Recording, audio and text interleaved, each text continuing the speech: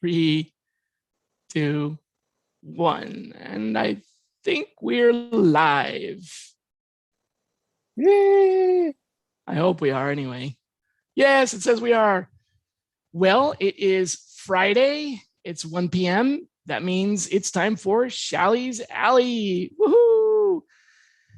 Welcome, everybody, to Shally's Alley. We are continuing our leadership series, and today I am fortunate to be joined by my partner in crime from multiple endeavors over the past 20 some odd years, Mr. Glenn Gutmacher, who is the director of talent sourcing, or just director of sourcing at Huron Consulting.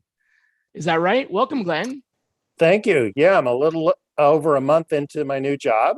And as you might imagine, I had a lot of questions around how I might set up things properly. So I reached out to Shally, and we had a great chat a little before today's Shally's Alley that we thought, maybe we can use some of this material in today's presentation. Yeah, and I said, hey, let's continue the conversation and go live. I was going to present today some Outlook hacks that I learned from Mike Askins, because you guys might remember I invited Mike Askins, one of my fellow day job practice leaders, to come over here and talk about RPA, his area of expertise. And so he reciprocated and invited me to his show. And I learned a bunch of things about Outlook that I didn't even know. And I've been using Outlook for a long time. So don't worry, I will catch you up on that stuff next time. It can definitely wait. This is much more interesting, certainly to me, and hopefully to some of you out there. So what we talked about how to balance the requisition workload, particularly when assigning sourcers. How many sources do you need? How do you decide who gets the sourcing request? And I can imagine that assigning recs to recruiters based on workload is also a challenge. So there's probably some overlap that can carry over from what we talked about. Another question that Glenn was asking about is, how do we determine how many sourcers we need, or when do we ask for additional headcount to hire sourcers based on what criteria, for example? So those are the two big questions, right, Glenn? Or did I miss something? No, I think everything else kind of branched off from that. And you shared some really interesting systems that you've set up at your company and previous ones that I think you'll probably want to bring into this discussion as we go. Right. Yeah. So the first one of those really was load balancing, right? That was the big one. Yeah. Load balancing.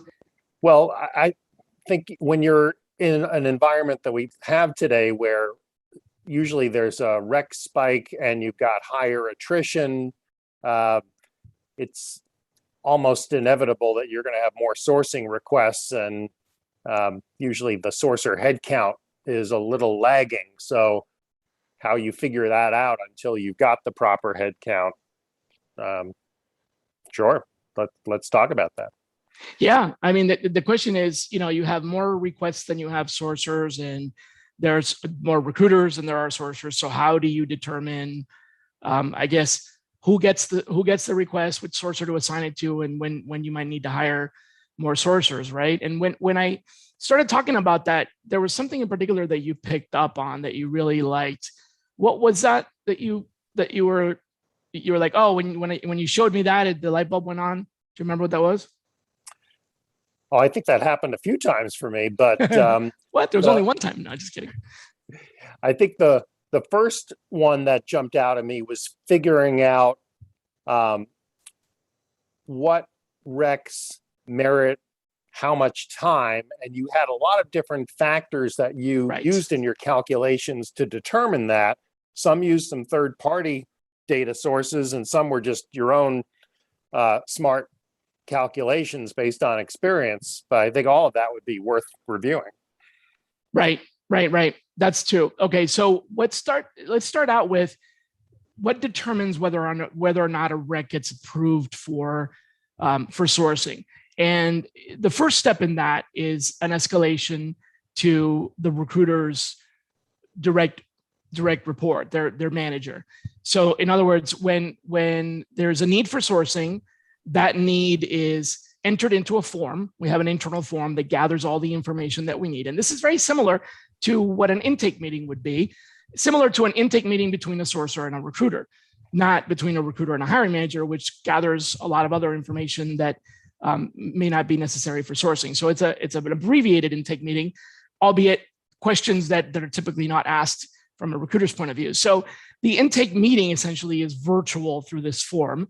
The recruiter fills out the form, provides all the information or as much of it as possible in there, and then hits submit through this is an automated form through Microsoft Automate, or what they call Flow.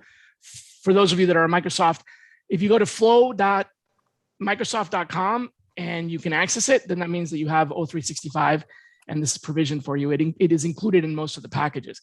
So that form then kicks off an approval, which is also basically a widget built into Microsoft. That approval goes to that person's manager, and the approval says, here's the rec that was just requested, or this is a rec that just got put into a request for sourcing. Do you approve? And then the manager approves. This gives the manager an opportunity to provide feedback to the recruiter if the recruiter is simply just opening, frivolous requests and maybe could be doing some more on their own. It gives the manager an opportunity to do some coaching. More often than not, the manager already knows that it's going to be coming in, or may have even suggested to the recruiter, hey, open a request. So there's not a lot of times when the recruiter's manager says no, right? But it does happen.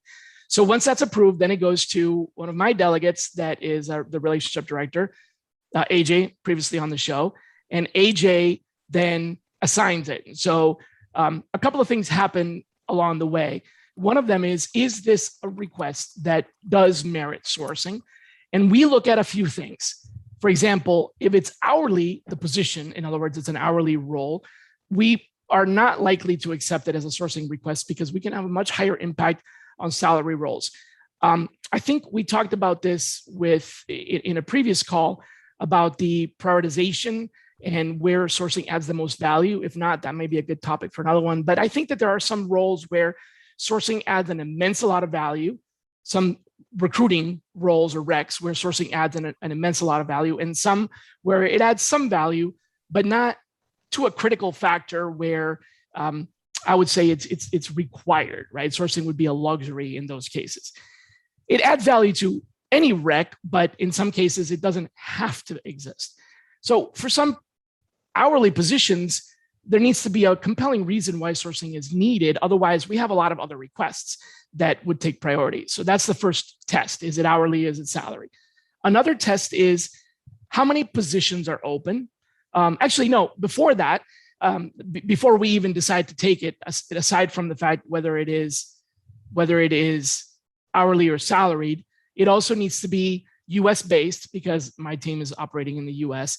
If the rec requires international sourcing, we may not approve it, or it gets escalated to me for case by case basis. It may still get approved, but it doesn't get put into the regular workflow. And then the other thing is whether or not the position has had any activity. So what we don't want to do is we don't want to get requests for sourcing for a rec that the recruiter has done nothing with. In other words, to translate that maybe more politically correctly, we're not going to do the recruiter's job, right? They need to work on this or have a really good reason why they're not going to work on it before bringing sourcing in, because sourcing is not a replacement for recruiting. Sourcing is an enhancement to a partnership with. Think of it the same as whether or not you send your job to job posting distribution. You don't want to post all of your jobs to your distribution system where it gets bombarded throughout the internet and you end up paying thousands of dollars to advertise this rec. With every rec, some recs you don't advertise everywhere. You only advertise to specific niche sites, or you only advertise to your company page or whatever. It's the same thing. So the recruiter should be determining, is this a rec that we need to blast to the world? Is this a rec that needs sourcing? So that's it. Now it comes to us and we're determining its priority. We look at a few factors. The number of open positions. If there's one open position for this rec, then it gets 0 additional bonus points or priority points. But if there's more than one, then it gets a +1. So this is it gets an additional score point in urgency or priority because it has multiple openings. The second condition that we look at is the active candidate count. If the rec doesn't have any applicants, it's been open for a while, the recruiters worked on it, but there are no applicants. In other words, there's low or no candidate flow, then it gets a +1. Otherwise, continue. The next one is the grade. And by that, I mean grade levels as in like staff and so on. So pretty much regular run-of-the-mill staff positions don't get a +1 priority. But if they're manager or, if they're manager level or leads, supervisor level, they get a +1. If they're director level, they get a +2. If they're VP, they get a +3. Staff level positions can still get priority, but not just based on their grade. There's a criticality that gets involved in here. So we've got number of openings, the active candidate count, then we've got the grade, and then we've got the furthest stage of the rec. So if the rec is basically brand new, newly opened, and there's no applicants, and there really hasn't been very much work done with it, again, we're not trying to replace the recruiter here, so it doesn't get a priority. But if the rec has gone to stage 1, where there's been sourcing and even submitting to the hiring manager, but the hiring manager hasn't accepted anybody, that increases the priority. So we get a +1. If the rec has gone to where we've presented candidates and there's been interviews, but none of the candidates have been selected, then it also gets a +1. But if it's gone to the point where there's been an offer, and we have to, at that point, we have to then look at whether or not this was a one and done kind of situation. So to explain what I mean by that is sometimes, how they had the perfect candidate, it was a referral, the person applied to the job, they went all the way to the interview, they made an offer, and the person declined the offer, but they were the only candidate in the mix. At this point, essentially, this is now a brand new open rec because there's not been any activity done. But if we've gotten to the point of an offer and there's been multiple interviews and all that, this is now getting critical. So then it gets a +2. So that's the difference, right? If this is a one and done, it's basically a brand new rec. We never really had a chance to work on it. If this is where we've had multiple offers or multiple interviews and an offer decline, et cetera, then it gets that +2. So that's number of openings, candidate count, grade, stage, aging depends on your time to fill. So if you have a 45-day time to fill or a 45-day SLA, keep in mind these could be different. I don't know, Glenn, if you've experienced this in the past, but if the average time to fill is 45 days, that's not necessarily the same as the SLA, the hiring manager expectation, right? So with the hiring manager, the expectation may be that the job will be filled within 45 days, but our average time to fill may be 30. So you need to look at these two criteria and decide which one of them is the one that you want to use. For us, we are using the hiring manager SLA. So for us, it's 45 days. The position needs to have been filled within 45 days, or else we're now in overtime. If the job has been open for 45 days or more, it gets a +1 priority. If it's been open for double that, that's basically 91 days, then it gets a +2. That's different than the average time to fill. If the average time to fill is 30 days, then we're not looking at 60. We're still looking at that other one. Is that what you were thinking about? That's, yeah, I think most employers probably do look at time to fill, and we need to push them to think about what a proper SLA would be. Right. Yeah, you don't want your SLA to be your time to fill necessarily, right? Your time to fill can vary. And if you look at a distribution chart and you plot it out, you might realize that there are some jobs that have an average time to fill of 120 days and some jobs that have a 7-day average time to fill. So, really what happens is you take the average of those and you're in the middle, but in the middle, no recs get filled in that middle point. They either get filled at 7 days or they get filled at 120 days. Very few get filled in the middle, yet that's the average time to fill, right? So that average number is not necessarily a really good SLA. You might have 2 SLAs, one SLA for hourly roles, that's 7 days, and one SLA for salary roles, that's whatever, right? Something to think about. And I think you mentioned in your request form that you asked things like, what have you done so far? What have the results been? Which sounds kind of qualitative, though it would point to some points that should be assigned or not. So is someone reading through that free text and figuring out points? Yeah, they are. The way that the form works, these are form fields. There are drop downs. So there are some areas where you don't need to do any typing, where essentially you can just, very rapidly tab, right? But there are some fields like you just suggested that require some qualitative input. The way the form works is all of that information gets put into our project tracker, which is a SharePoint list, so that there's visibility to all the managers and the leadership on what's going on.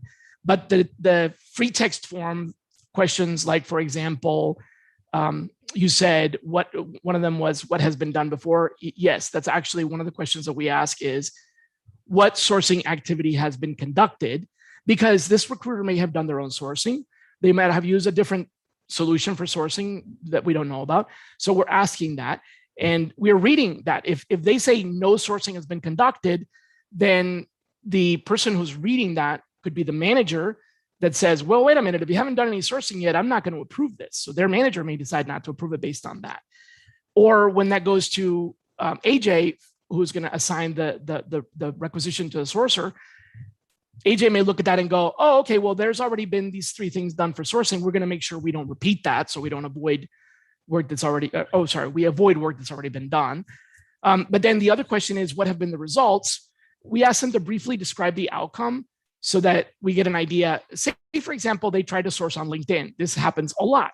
What we get on the form is, well, I tried sourcing on LinkedIn and I, found a bunch of people, but I sent emails or in-mails and nobody's responded. Okay, now we know that there may be good leads on LinkedIn, but they haven't replied. So we'll get a little bit more aggressive with texting and emailing and calling and so on. It helps inform our strategy more than decide whether or not we want to assign it a priority. But if there's been no sourcing conducted and no activity, it could reduce the priority for the requirement, just being honest, because it's kind of like, okay, you haven't helped yourself. Like, we're happy to help you, but you got to lift your own bootstraps by yourself every once in a while. There also may be a reason. Now, that's another thing. We might have a really good reason why this recruiter is opening a request for this, even though they've done absolutely no sourcing for it.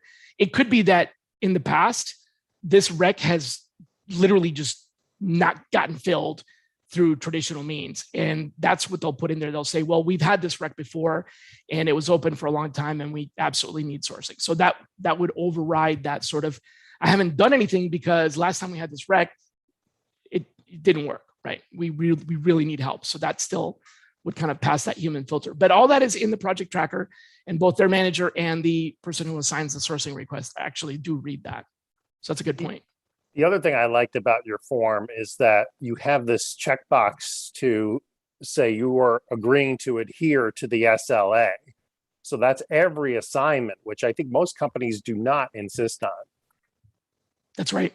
At the end, before you hit the submit button or the request button, there is a button that you have to push that is essentially a digital signature. And it says, by checking this box, you are committing to adhere to the sourcing SLA, which there's a link to it they can get to, and they should know what it is. And you're acknowledging that. So by checking this box, you're committing to adhere to the sourcing SLA, and you're acknowledging that failure to do so could mean a reduction or discontinuance of service. So in other words, you're committing to adhere to the SLA that we have between sourcing and recruiting. If we fail on the SLA, you're going to hold our feet to the fire, as you should. If we're not doing our job, call us out. If we're not doing our job, we should be telling you before that happens, right?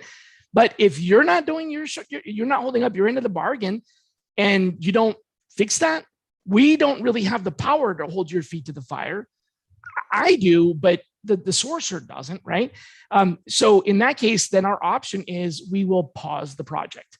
And if we don't get after that, when we pause the project, they get a reminder that says, hey, we need your feedback or whatever. And if they don't respond within 24 hours after we've paused the project and they've been notified, then we discontinue it. And that is the consequence that they are subscribing to. The reason we put that in place, by the way, wasn't because we're trying to be lazy and not do our job. It's because we found that prior to me joining, that there were requests that had been created and had been ongoing, and the sourcers were working on them, but the rec had been filled and the recruiter never told the sourcer. So because of that, when we start seeing that there's no feedback, and the SLA is not being adhered to, we pause it because it could possibly be that the recruiter filled the job and they're too busy to notify us. So we pause it and we ask them.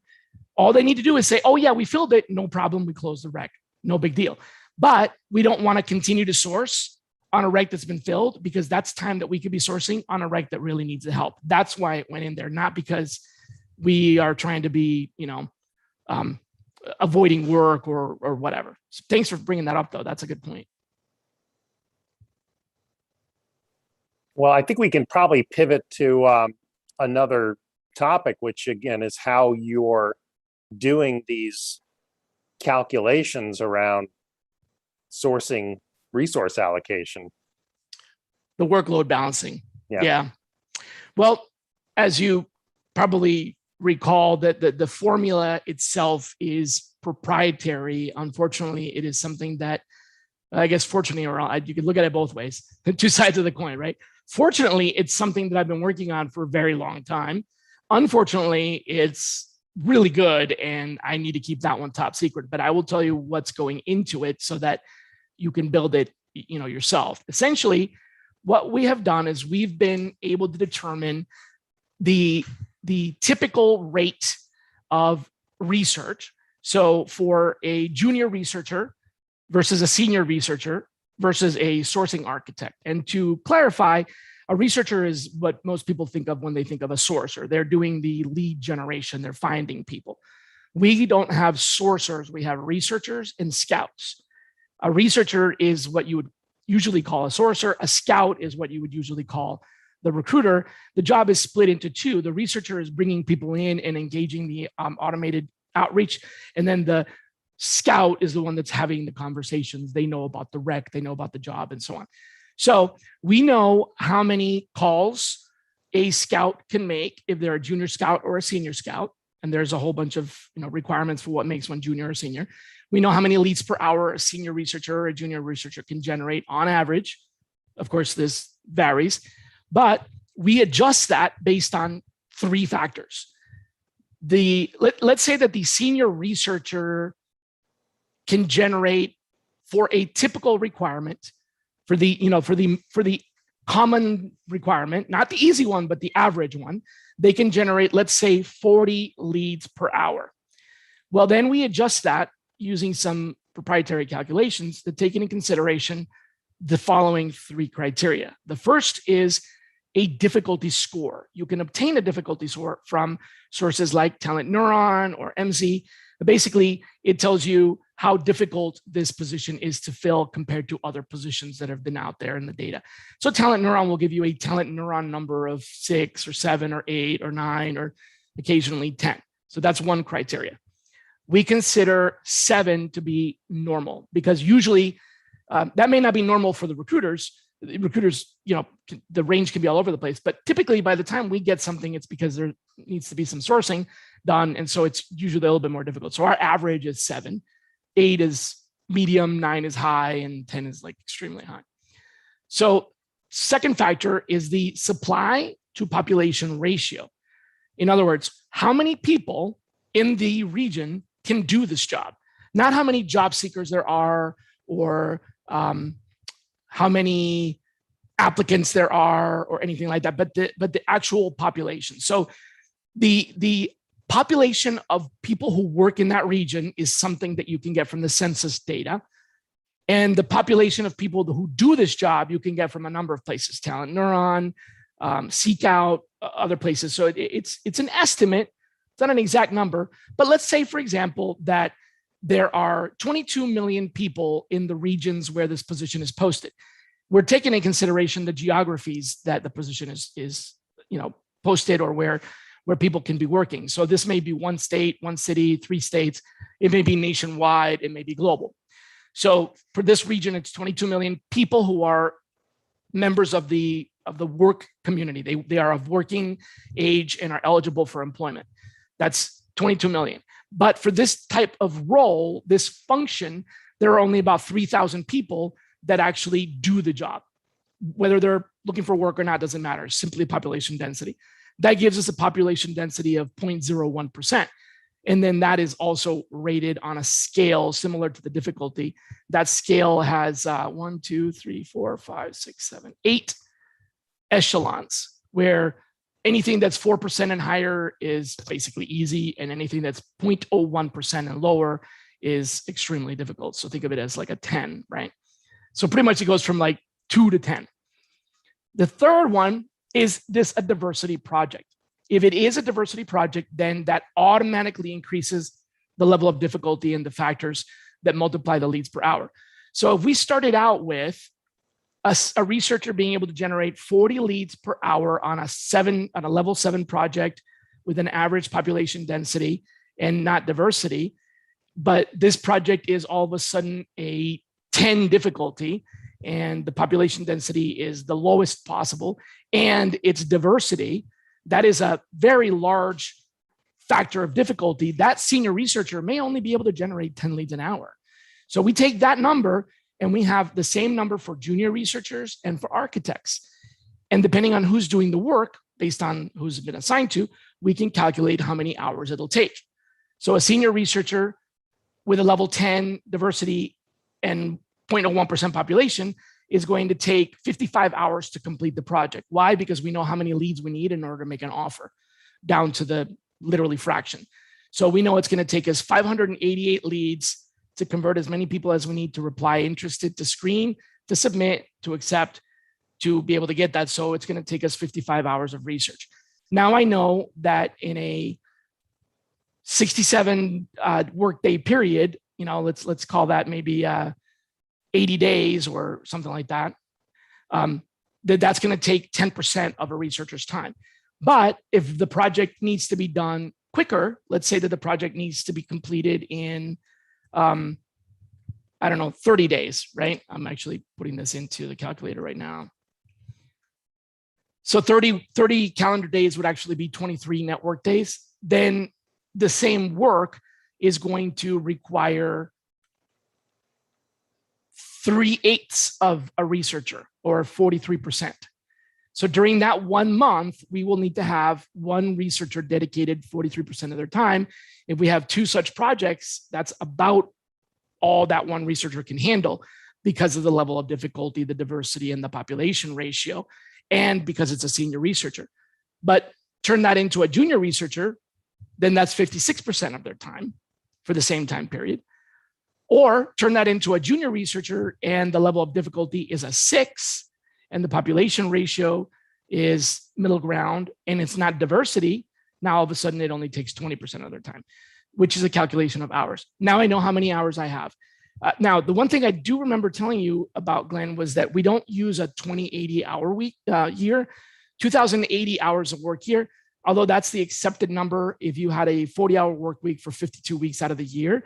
We're not using that because people have 3 weeks vacation, and during the work week there are non-work related, non-project related meetings and so on. So we actually have a lower number. It's 1,800 hours during the year. So this calculation of percentage of bandwidth is based on 1,800 hours, not 2080 hours.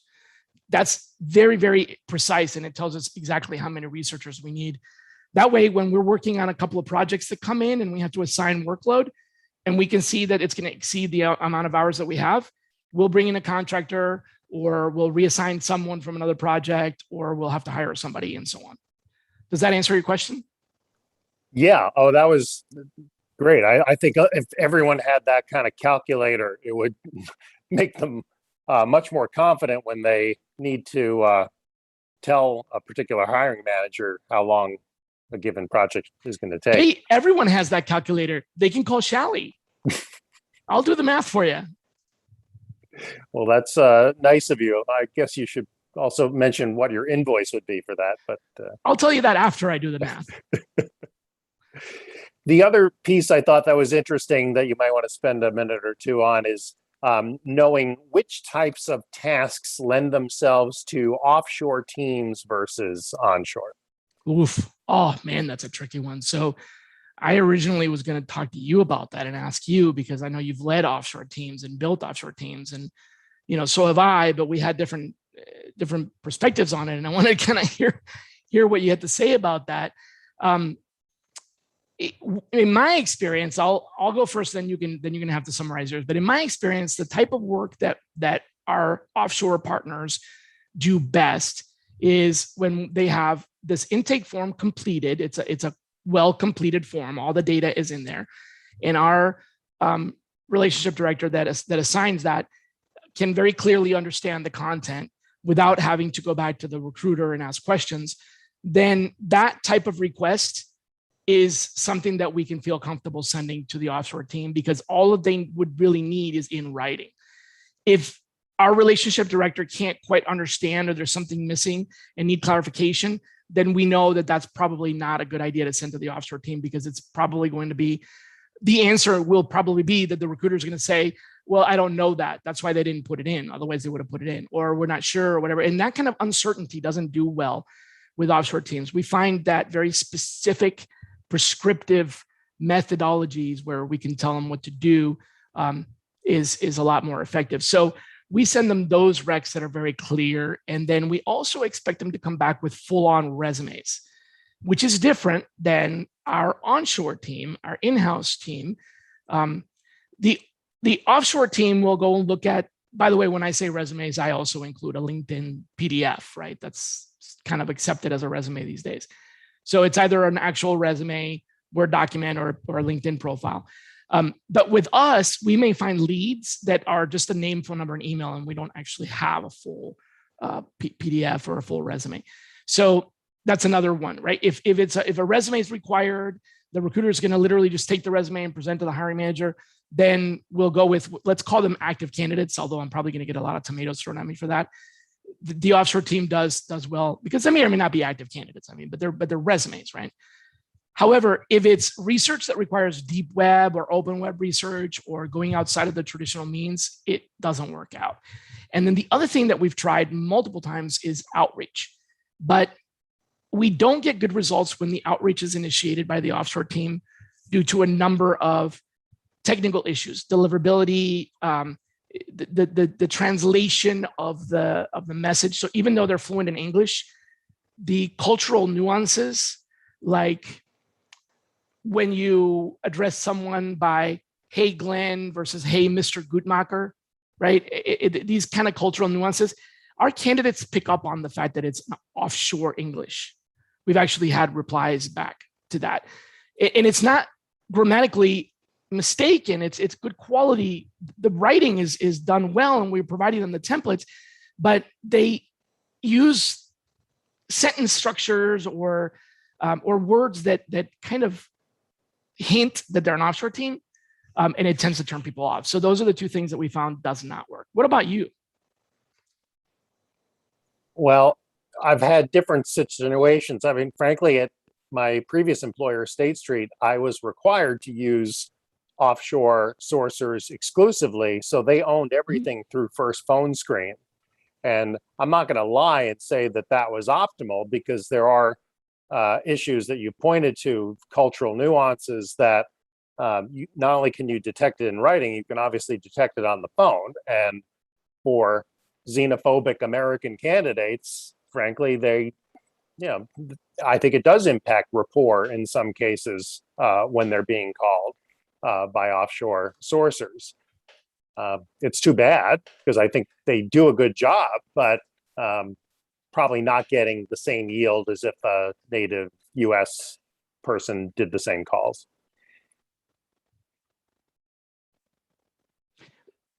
Strictly calls, though? What about emails or texting? Yeah, I agreed with your feeling about that. I think texting is probably a little safer, because the messages tend to be so short in nature. It's harder to introduce variants that would be perceived as odd.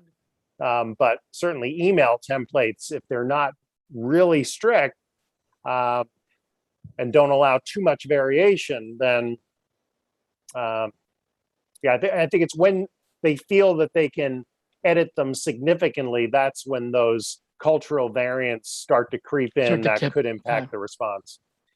But on calling, you got good results. Generally we did, but again, I would probably say we were very careful about the hiring process to make sure that we had very articulate India-based sourcers Oh, that who makes could do sense. both. Okay. Well, outside of India, what other countries would you recommend one explore for offshoring, recruiting and sourcing in particular, right? What other countries would a offshore sourcing team be well housed in? So I think if it's purely online research, you have a wider range of countries. At my company before that, Avanade, we used a team mostly in mainland China, and they were very productive.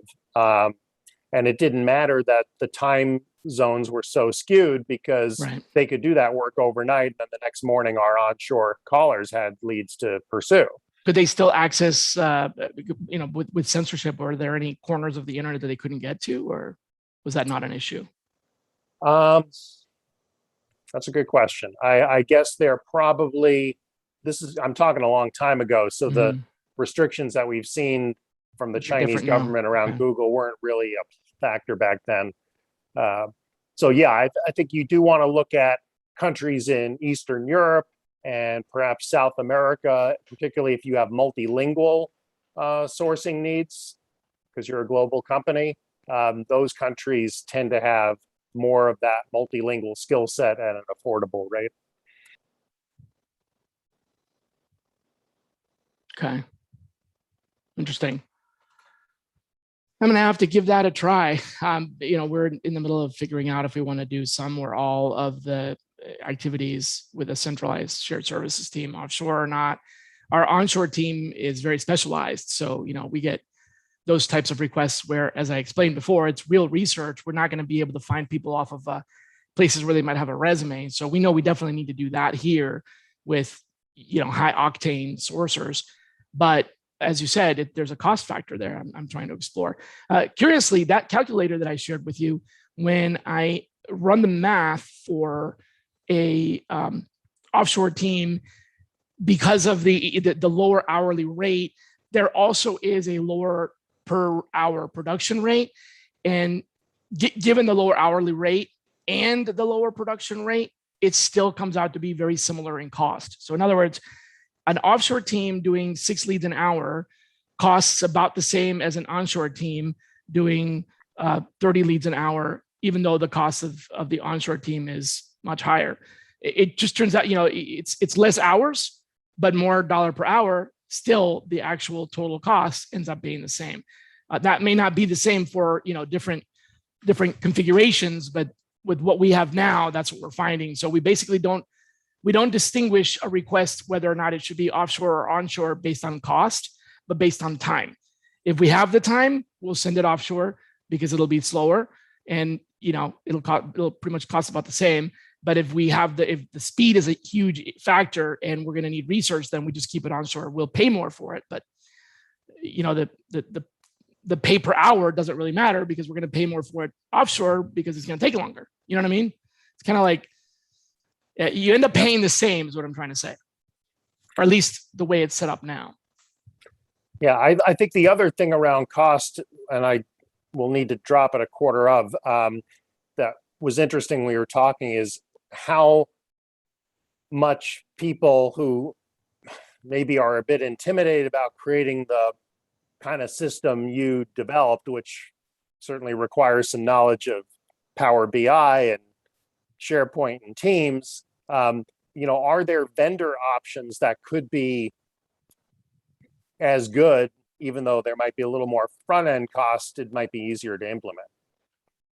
Gotcha. Yeah, and then we haven't talked about automation, which I'm really hot about. So, well, Glenn, thank you for coming. I really appreciate you jumping in last minute. I promise everybody I'll still do my Outlook stuff next time. We have some pretty interesting guests coming up, so don't be a stranger. If you're curious, I'll give you a little bit of a preview. We have someone from CDW who leads a large sourcing team there. We have one of the largest sourcing team leaders from Google. Also one from Johnson & Johnson and BASF. Those are our next 4 guests. I can't tell you who yet, but it's going to be a pretty big deal. So tune in and tell everybody about it. Thank you very much. Have a great weekend, everyone. Take care. Bye-bye. It was fun. Thanks. Thank you, Glenn.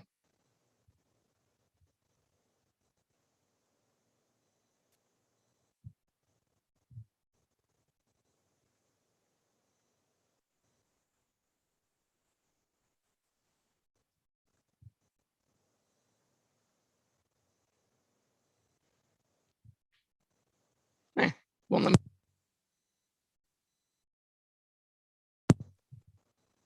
Are we off record? no, I'm Oh. hitting the button and it says, no, we're stuck. We're stuck. Well, you can jump off. I'll figure out how to do this. All right. Well, if any of those topics lend themselves to a part two, I'm open. Cool. We'll do. Thanks again. That was Thank great. you. All right. Bye.